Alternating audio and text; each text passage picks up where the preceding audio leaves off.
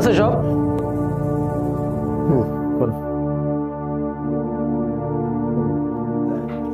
ফাতেমা কেমন আছোস? এটা কি করছোস? এইভাবে না তো, দেখি এইভাবে ধর। আপনারা কতবার কইছে হ্যাঁ আমার গায়ে হাত দিয়ে কখনো কথা কইবেন না, মুখে তো কথা কওয়া যায়। এমন করস কে? আমার তো ভালোই ঠিকতেছে। শুনেন ইমন ভাই, আমি কিন্তু জানি আপনি একটা খারাপ মানুষ, আপনার চরিত্রের দোষ আছে।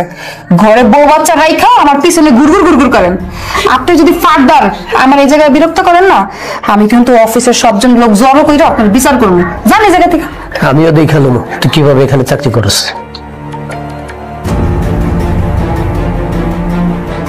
মহাজন সাহেব দেখা হইলে খালি দাও, জমা দাও, টাকা দাও, টাকা দাও, টাকা দাও, টাকা দাও, গাড়িতে নড়চড় ঠিক নাই, যাত্রী উঠে পারে কাঁপে, এটা দেখে না। আইসে একটা আজব গাড়ি দিয়া। মমিন, আরে ফাতেমা, তুমি হঠাৎ করে আইলা, কি মনে কইরা?